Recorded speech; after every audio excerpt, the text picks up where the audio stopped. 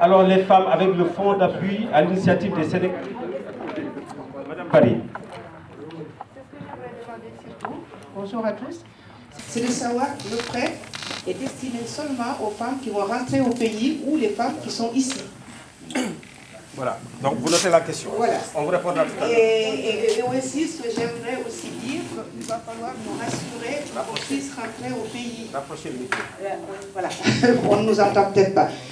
Assurer, ça veut dire pouvoir rentrer, mais vraiment dans les bonnes conditions. On aimerait être rassuré. Parce que nous, on était déjà partis, on est revenus. Voilà, donc voilà, bon, voilà, après... Alors une deuxième question de femme. À propos de l'investissement destiné aux projets de femmes. Bon. Alors aux hommes qui vont parler peut-être à la place des femmes.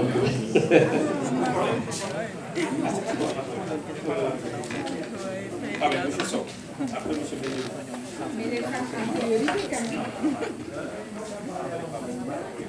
Priorité aux femmes. Pas de souci. Les femmes en priorité. Bah oui, en plus comme c'est nous qui sommes à l'honneur dans ce projet-là, c'est les femmes en priorité. C'est tout à fait normal. Bon, en tout cas, je félicite M. Mbodj pour son exposé très clair, très clairvoyant aussi. Et je pense qu'il encourage beaucoup aussi les femmes à peut-être s'investir et davantage. Mais la question que je voulais poser, pardon, quels sont les dispositifs pour le remboursement? Qu'est-ce que vous avez mis, par exemple, je ne sais pas, quels sont les dispositifs voilà, que vous avez pris, que vous avez mis en place pour rembourser, pour que au moins le prêt soit quelque chose de tournant, le fonds soit quelque chose de tournant, comme qui dirait un prêt mutuel. Parce que je pense qu'à l'origine, c'était ça l'idée du projet. Par exemple, qu'une fois qu'une certaine somme est une mise en place pour les femmes, qu'à tour de rôle, les premières qui en bénéficient puissent rembourser pour qu'une autre vague de femmes puisse être... voilà. Pré-tournant, pré-mutuel, comme on faisait au Sénégal dans l'ancien temps. Mais est-ce que vraiment vous avez mis en place des dispositifs adéquats pour que ce remboursement-là puisse être?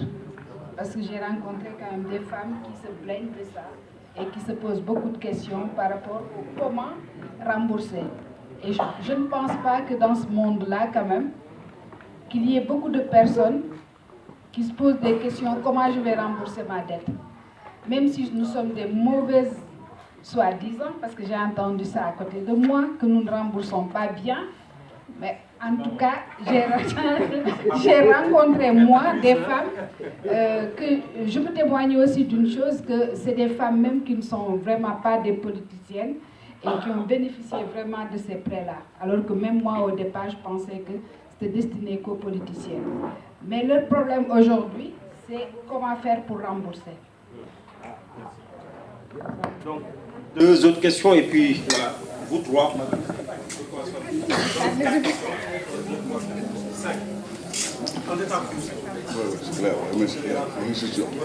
Bon, je remercie les intervenants, mais j'ai quelques doutes. Vraiment, je vais émettre beaucoup de doutes sur l'ensemble de ces questions économiques qui touchent à l'organisation sociale de la société et de la vie de la diaspora. Pour simple raison, la diaspora, elle vit ici. Donc, développons la diaspora ici et maintenant. Si on veut acheter des produits locaux, c'est les Indiens qui nous le vendent, les Chinois à Paris. Que nous à Lyon ou ailleurs, que faisons-nous pour régler le problème simple de distribution alimentaire en créant un lobby sénégalais de distribution puissant qui gère toutes les régions dans un cadre qu'on appelle peut-être la FSD ou disons une orientation économique. Ça, c'est des problèmes techniques, pratiques. Bon, quant aux banques qui doivent accompagner ce processus de développement. Le problème, c'est que les banques ne viennent même pas. Quand les Sénégalais vont vers les banques, mais c'est difficile, où sont les banques de développement? Il faut aller à Dakar, il faut aller à Paris, à Tejafari, tous ces gens-là, il faut les rencontrer, Ecobank, etc. Bon, il faut vraiment être quelqu'un d'initié dans le milieu pour pouvoir voir tous ces mondes-là. Moi, pour des raisons pratiques, je dis qu'il faut commencer par des choses simples. Il y a des Sénégalais aujourd'hui qui ont des problèmes de droits sociaux. Mais on ne peut pas être tous des droits sociaux. L'immigration a changé de fusil.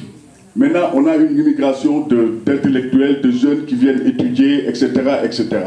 Comment organiser maintenant cette immigration-là en phase avec les réalités économiques? Ces jeunes qui sont étudiants, mais si l'État s'organise bien, nous pouvons peut-être nous organiser de telle sorte que ces gamins-là, on peut les utiliser ou bien les faire travailler chez nous avec des papiers réguliers, si la distribution est organisée, si les restaurants sont bien encadrés, et derrière, qu'il y ait une filière sénégalaise, une filière du poisson, une filière de la viande. Où sont les bouchers sénégalais? Tu vas faire tout Lyon. Est-ce qu'il y a un boucher sénégalais à Lyon?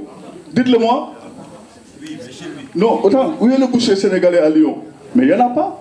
Maintenant, on trouve des bouchers congolais, des bouchers marocains, algériens, tout ça. Des boulangeries. Où sont les boulangeries sénégalaises? Nulle part. Et tout ça, c'est des choses simples, pratiques qu'on peut faire, mais il y a une résistance liée à l'organisation peut-être de l'État, ou peut-être il y a un problème de dialogue entre l'État et nous qui vivons la diaspora. Tout simplement.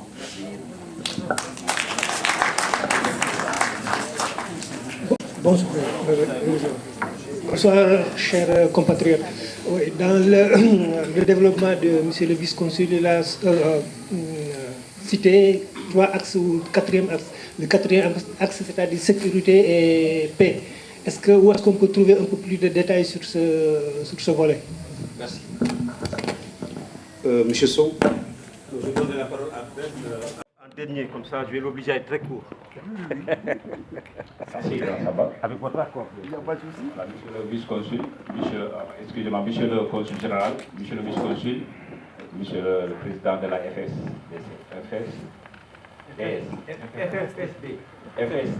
Fédération française des Sénégalais. Voilà. Donc voilà, dans ce premier temps, je voulais juste dire toute ma fierté et tout le bonheur qu'on a eu de vous accueillir ici pour nos premiers travaux. Et je pense que...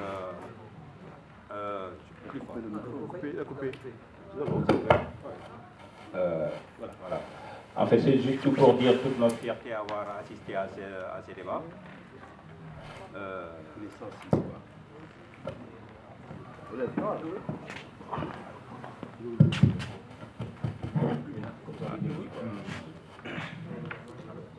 Non, pour parler.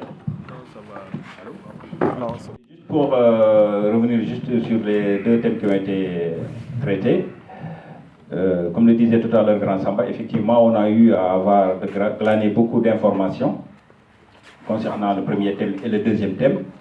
Le premier thème a parlé des droits sociaux, en parlant effectivement je vais prendre juste l'exemple des retraités qui rentrent au Sénégal, qui voudraient investir. Et ça faisait bien la transition avec le deuxième thème du vice-consul. En fait, les Sénégalais qui veulent investir, parce que les retraités, généralement, comme on le dit, même si leur retraite est petite, ils ont quand même un niveau de vie assez important par rapport au Sénégal. Et Dem tout à l'heure parlait du fait que ces gens-là, souvent, ont la possibilité d'investir sur le plan économique, mais il y a un autre volet, c'est le logement. Et il me semble qu'on n'en a pas parlé aujourd'hui. Et je pense que l'intérêt, en fait, le plus gros problème d'un immigré en général, c'est aider sa famille au Sénégal et d'investir sur le logement, dans un premier temps, même si après il va investir dans des PME ou dans des petites moyennes entreprises. Donc je voulais savoir aujourd'hui quelle est la possibilité qu'un Sénégalais qui est là puisse avoir son logement au Sénégal. Et est-ce qu'il y a un bureau ou bien il y a un organisme qui est installé au Sénégalais, en fait au bureau des Sénégalais de l'extérieur à Dakar, où Mme Barry tout à l'heure parlait de il faut nous aider, mais il faut nous aider comment?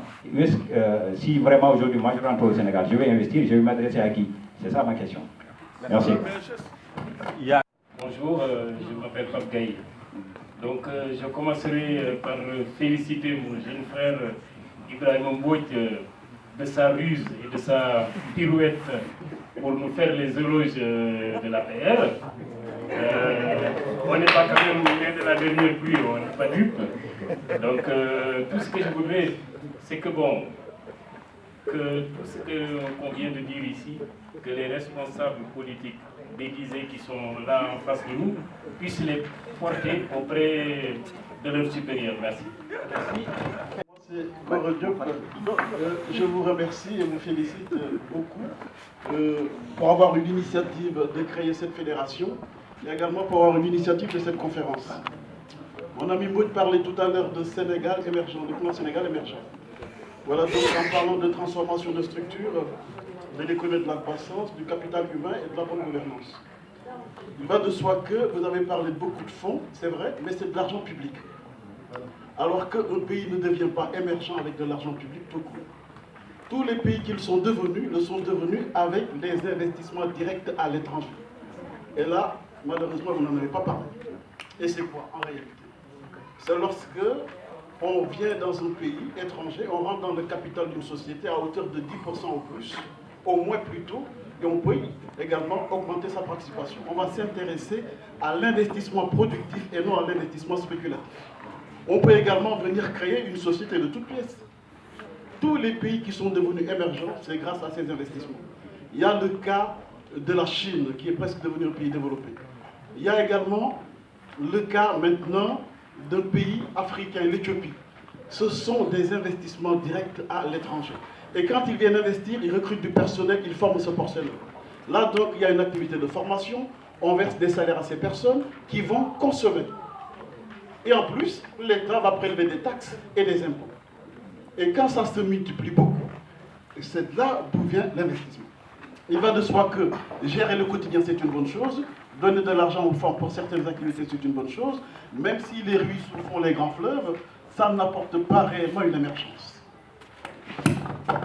Merci. Il ne faut pas s'appuyer uniquement sur des fonds publics. Je crois que sa contribution, c'est plus une contribution qu'une question sur effectivement quelles sont aujourd'hui les dynamiques partenariales en matière économique, quand on sait qu'actuellement, la relation économique, elle est encore moins avec l'ancien pays colonisateur, mais plutôt vers ce qu'on appelle les pays du soleil levant, et qu'à ce niveau-là, il y a peut-être effectivement des questions encore à revoir, en prenant l'exemple de la Chine. Merci, M. Sow, d'être pour aussi. Bonjour. Ma question va concerner les étudiants et les jeunes.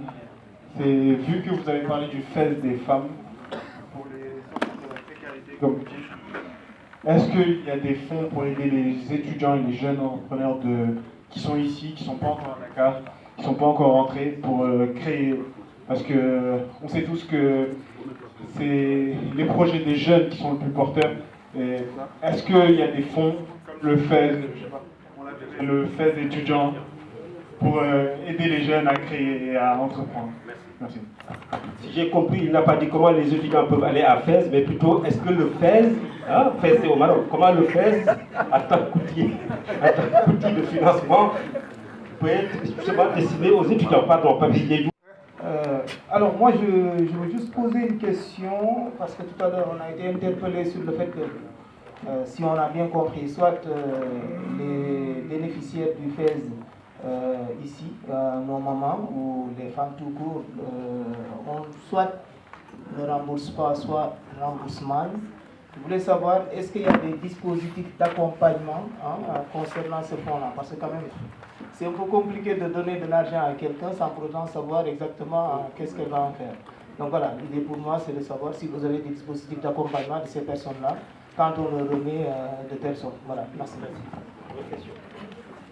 Monsieur, bonsoir Abdou, président de la FFSD. Bonsoir Monsieur le Consul, bonsoir Monsieur le bonsoir cher invité. Je m'appelle Alassane Ba, je suis président sortant de l'association des Sénégalais de l'Isère à Grenoble et actuellement je suis vice-président. Ma question s'adressera plus directement à Abdou Sonko en tant que président de la FFSD, en ce sens que Abdou, tout ce cheminement qu'il a fait, c'est nous qui l'avons construit avec lui. D'ici Grenoble, Lyon, Valence, l'axe Grenoble, Lyon, Valence, les différentes réunions qui ont eu lieu partout. Aujourd'hui, tu es élu je t'affirme ma profonde satisfaction et je te félicite. Ce que je voudrais, c'est que tu résumes un peu l'historique du cheminement que tu as fait. En 2 ou 3 phrases. C'est simple. Ça dit qu'on est parvenu ici en tant qu'association. On a eu un réseau de plusieurs associations, on a fait plusieurs choses. Je suis ancien étudiant, je suis électrotechnicien à Grenoble. Je travaille actuellement à France Télécom Orange. J'attends ma retraite. Je vais avoir besoin d'aller au Sénégal et de faire comme tout le monde, essayer de résoudre des problèmes de famille et des problèmes personnels, comme pas mal de gens, vu ma génération et mon âge. Ce que je voudrais tout simplement, c'est que tu me résumes l'historique de ce qu'on a fait au niveau associatif. On était étudiants, on connaît les problèmes. Il y a pas mal de structures qui sont en place. Ibrahim Ka, il est où? Ibrahim Ka a parlé, c'est le président de l'association des étudiants de Grenoble, qui a posé ces questions et ces doléances parce qu'ils ont plusieurs problèmes à résoudre avec lesquels on a participé pour pouvoir arriver au bout de quelque chose. Ce que je voudrais tout simplement, c'est que tu résumes ce qu'on a fait et quelles sont les prévisions sur lesquelles on va avoir quand même un peu de guide pour répondre à la question de notre ami en disant, quand on va au Sénégal, comment on va faire pour aller résoudre certains problèmes? Quelles sont les dispositions? Et puis nous dire aussi quel est le statut de la FFSD au niveau pas vis-à-vis du politique. Est-ce qu'on est une ONG? Est-ce qu'on est une organisation loi 1901? Quelles sont nos dépendances et nos liens par rapport aux politiques pour qu'on puisse avoir une réponse à donner à nos amis qui m'attendent à Grenoble. Merci. Bonsoir, je suis étudiante à Grenoble. Moi, ma question, c'était plus par rapport à la question de Sao. Du coup, je voulais savoir, parce que là, on parle des femmes tout à l'heure, je me suis sentie visée un peu. Parce que les prêts, c'est plus par rapport à tout ce qui est commerce, restauration et tout. Alors que nous, en tant qu'étudiantes, en tant que femmes aussi, on a des projets, mais qui n'ont aucun rapport peut-être avec tout ça. Et je voulais savoir s'il y avait des possibilités de suivi, en fait. Si on pouvait être accompagné dans nos projets et voilà, dans tout autre projet qu'on peut avoir, en fait. Merci. Je voulais juste d'abord faire une petite précision par rapport aux propos du début du Conseil général adjoint. Nous sommes très contents que les étudiants, nos camarades qui sont à Lyon, puissent avoir en fait tiré profit de cet avantage de proximité géographique avec l'institution que vous représentez. Mais en même temps, nous avons envie de dire aussi que nous, étudiants qui sommes à Grenoble ou qui sommes ailleurs en Rhône-Alpes, nous dépendons de votre institution. Et ce que vous avez fait, c'est louable avec les étudiants de Lyon. Nous aimerions nous sentir aussi proches de vous pour qu'on puisse faire ces démarches-là avec votre appui. La question que je voulais poser, c'était pour préciser aussi la question de mon camarade par rapport à l'accompagnement du point de vue entrepreneurial des étudiants. Nous avons en fait un exemple concret d'une entreprise qui a été montée par des étudiants et qui fonctionne actuellement au Sénégal et qui est partie d'un projet qu'on a qui s'appelle le Grand Sud, qui a été organisé en 2012, en 2013. La prochaine édition normalement devrait se tenir à Lyon et l'édition suivante à Grenoble. Et chaque année, nous mettons en place des projets d'entrepreneuriat.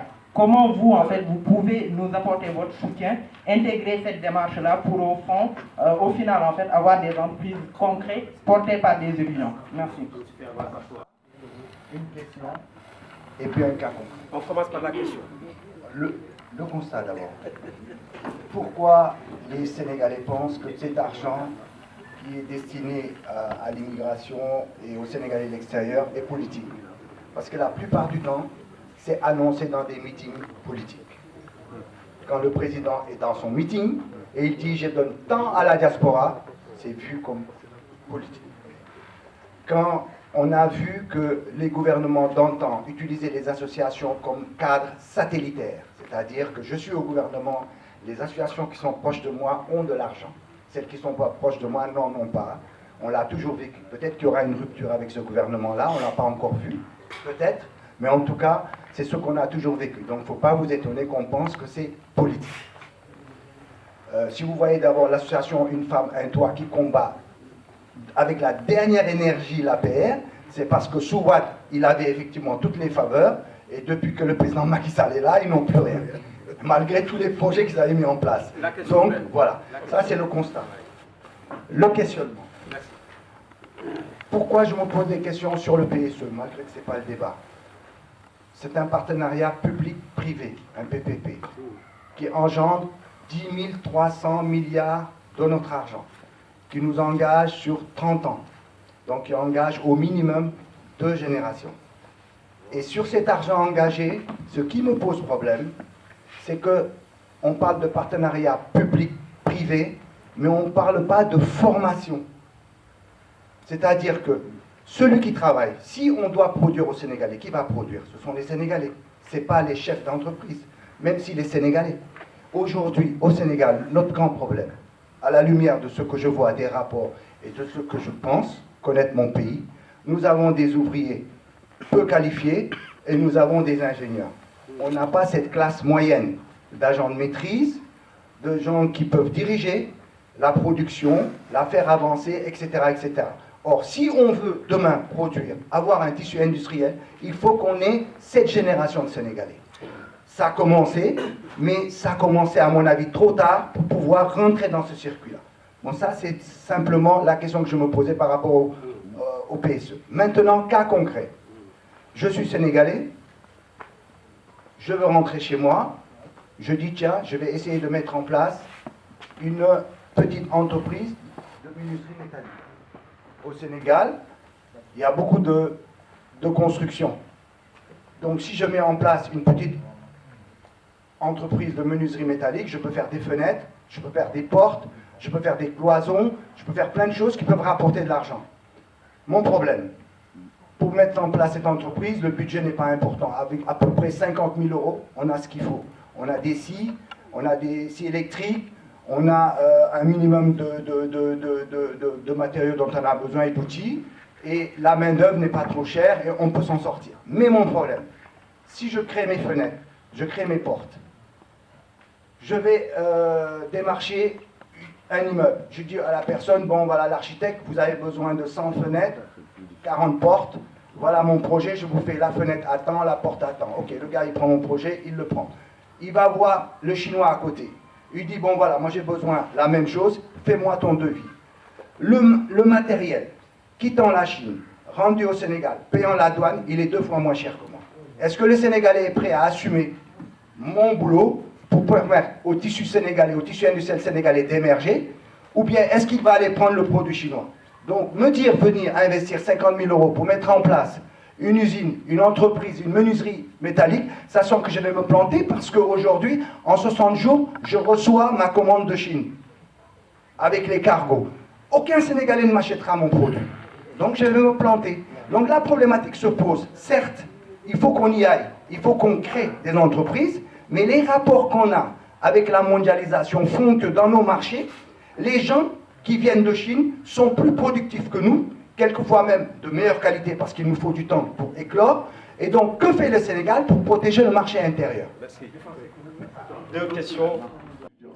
Nous allons mettre sur le site bientôt toutes les entreprises sénégalaises qu'on va répertorier. Et on va faire de telle sorte que justement vous puissiez rentrer dans ce truc-là et surtout postuler pour le travail. Parce que le problème qui se passe, et ce qu'il faut dire, que ce soit ici ou au Sénégal, le marché est bien ouvert. Quand on est bien formé, on a le droit de faire tout ce que l'on veut. L'essentiel, c'est de se former et de vous donner tous les moyens de votre formation. Deuxième point que je vais aborder, l'économie publique, c'est une incitation. Ce n'est pas la fin.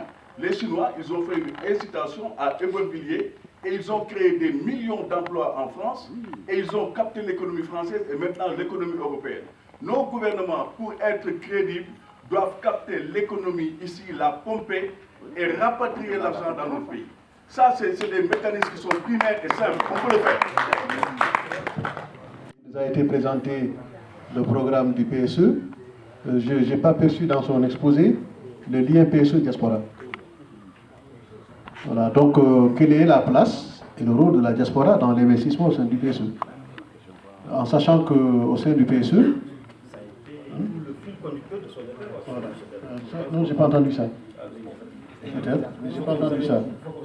Voilà, j'ai pas entendu ça. Parce que je le dis pour une simple raison, que la diaspora sénégalaise, il y a une étude qui est sortie par l'Agence française du développement il y a 4 mois sur les avoirs des associations sénégalaises dans les banques françaises.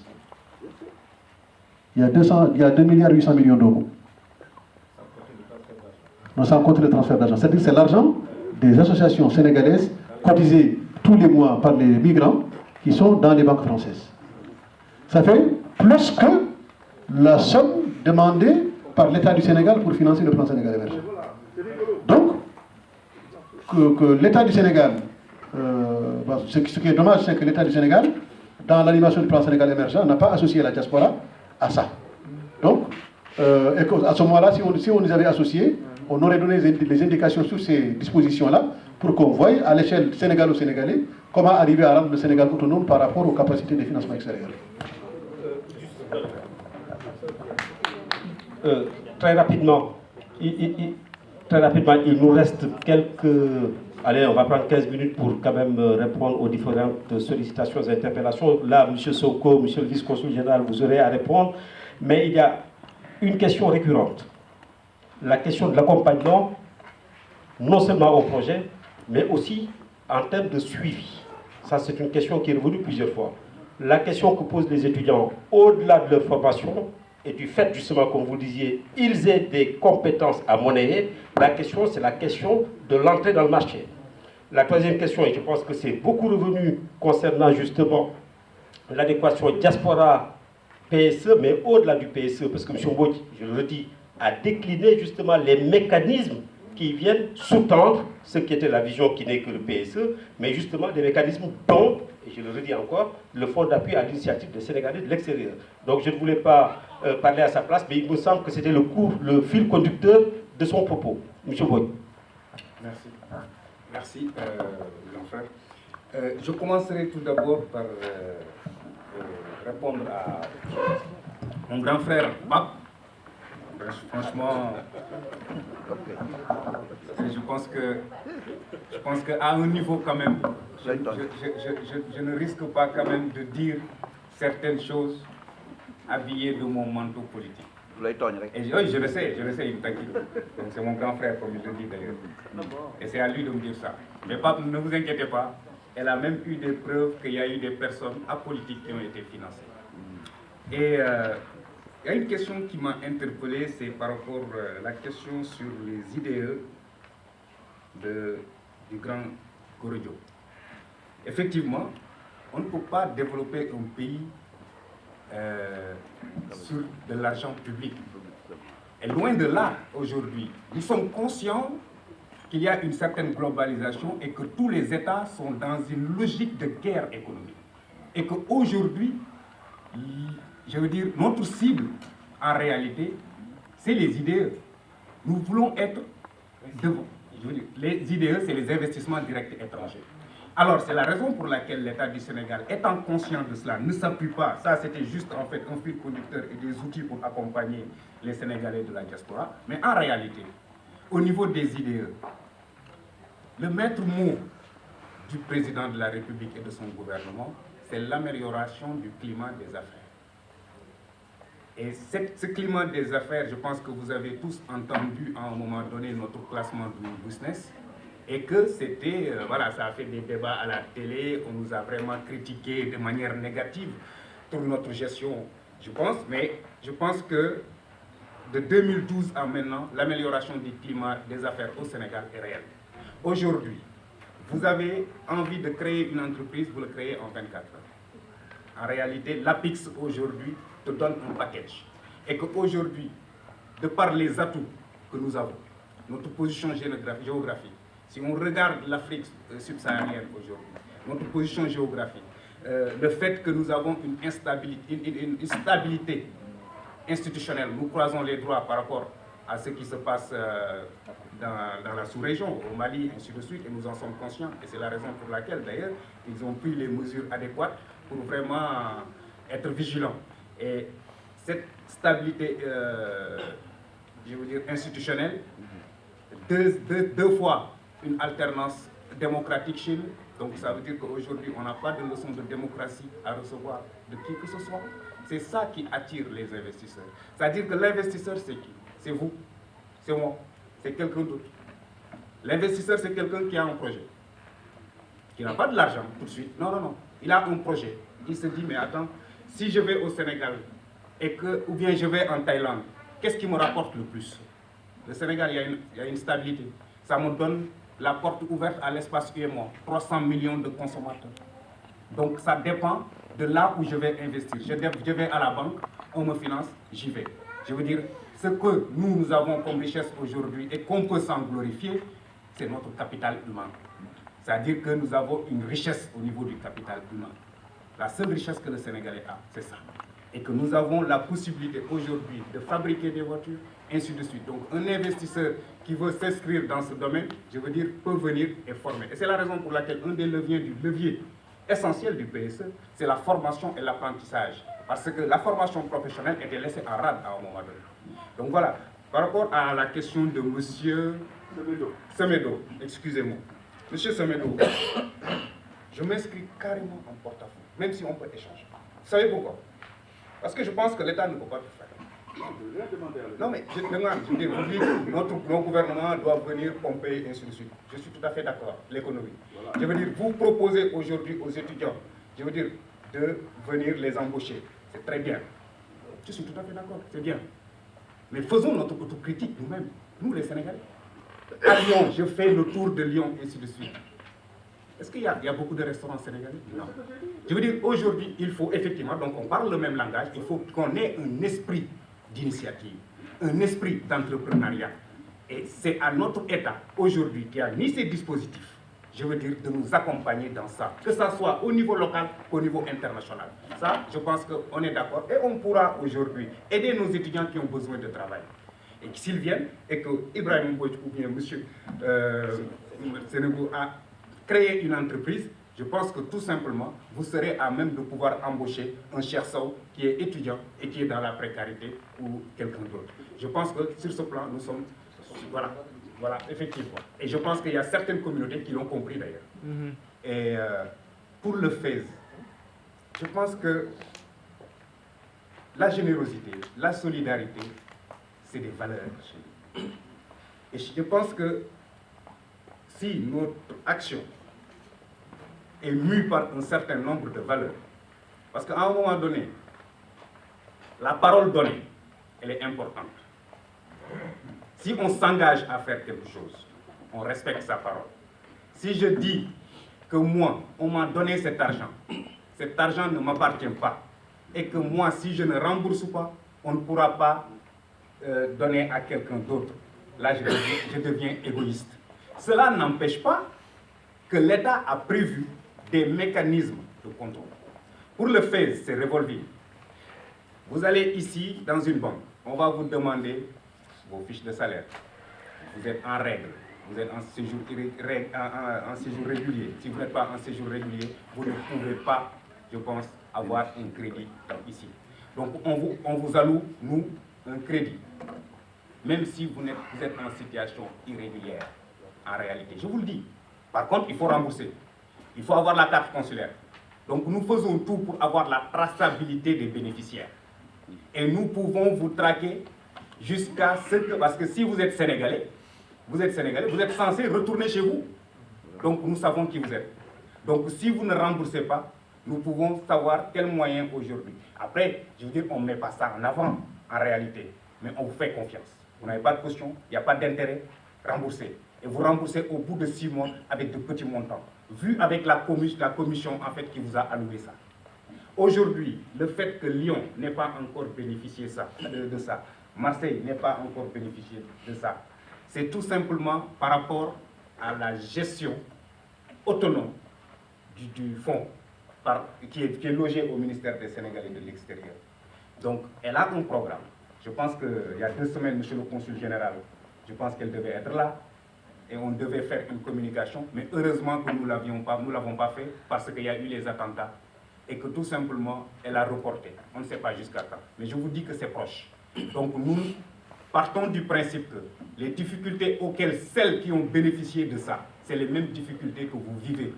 Donc vous êtes en droit d'être bénéficiaire de ça. Et nous, notre rôle, c'était de vous informer. Nous avons fait le tour, nous avons été à Grenoble, nous avons été à Lyon et on n'a pas vu que le parti. On a vu l'association des Sénégalaises de Lyon. Voilà, en l'occurrence, et c'était à Sopé. Après ça, nous sommes partis à Valence, à Grenoble. On a rencontré les femmes. Je suis allé même voir l'association des tout couleurs de Vaux-en-Velin, donc qui ont leur propre tontine. Donc, effectivement, et je les ai toutes en fait expliqué le principe et j'ai même donné en fait les fiches. Donc aujourd'hui, nous sommes ouverts et nous sommes disponibles.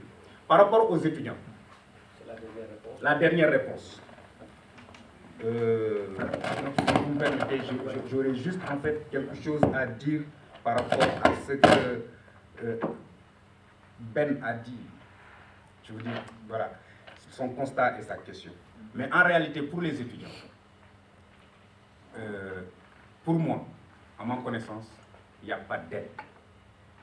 Aujourd'hui, il y a un dispositif qui est mis en œuvre. Je veux dire, vous avez un statut particulier. Un étudiant est censé être là pour étudier. Vous avez 20 heures.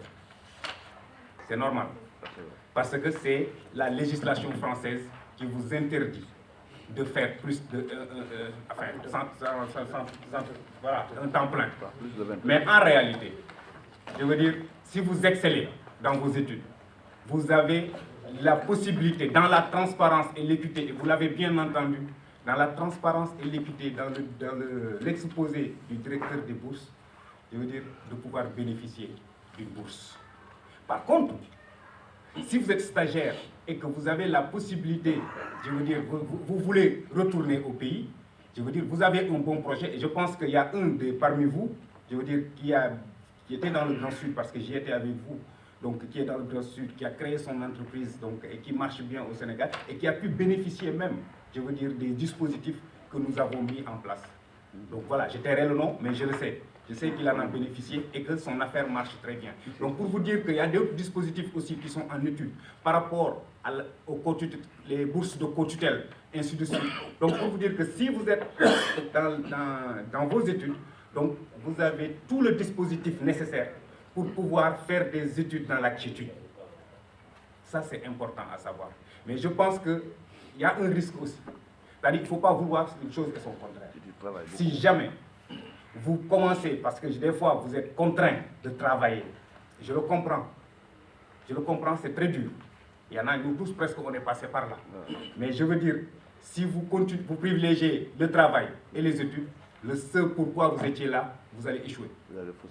Ça c'est important, c'est clair, il faut qu'on tienne un langage de vérité. Voilà, c'est-à-dire vous n'avez pas. Donc ça c'est important. Ben, c'était par rapport à la... Ben, il avait fait trois choses. Un constat, une question et un cas précis. Donc, je peux rappeler le constat. Non. Le cas précis, Ben, que vous dites... Parce que le cas précis, c'était quoi? Rappelez-moi, s'il vous plaît. Parce que c'était intéressant. Je crée une entreprise. Oui, voilà, c'est la protection de l'économie au plan local. Merci beaucoup. Ça, je pense que j'ai compris. Il fallait que me rafraîchir la mémoire. Je suis tout à fait d'accord. Parce qu'aujourd'hui, je vous donne un exemple. Vous allez à Sandaga ou bien vers Gibraltar. Vous achetez juste une lampe chez les Chinois. Là. Vous allez changer votre lampe. Vous rentrez chez vous, 3 jours après, la lampe, elle explose ou elle éclate. Vous allez en racheter. Vous êtes en train d'enrichir les Chinois. Par contre, les vraies lampes de qualité que vous pourriez acheter, je veux dire, vous préférez aller. C'est aussi une question d'éducation. Il faut qu'on s'éduque nous-mêmes. C'est-à-dire que nous, les Sénégalais, nous aimons des fois la facilité. En réalité, il faut que l'État fasse son rôle, en essayant, je veux dire, de privilégier le secteur privé national. Ça, on est tout à fait d'accord, et l'État doit faire le nécessaire pour ça. Mais aussi, nous, il faut qu'on ait d'autres comportements. Voilà. Donc, je pense que sur ce, c'est juste ça que je voulais dire. C'est ça, où est l'incitation? Kafal est fermé. Aucun repreneur sénégalais, disons étatique, n'a repris Kafal. En tout cas, Kafal est une entreprise. Moi, je suis né pratiquement à Kafal. Cela veut dire qu'il y a des choses quand même qui nous paraissent bizarres. Cela veut dire que l'économie est traitée de manière ambigu. Et ce que nous ne voulons pas en France maintenant, c'est ça. C'est-à-dire quand j'appelle pomper l'économie française et rapatrier les capitaux au Sénégal, mais c'est une dynamique économique. Mais c'est dynamique, c'est ce que les Chinois ont fait. Les Chinois aubervilliers, ils ont pompé l'économie française puis l'économie européenne. Tout ce qui se voit dans toute l'Europe est chinois aussi. Merci,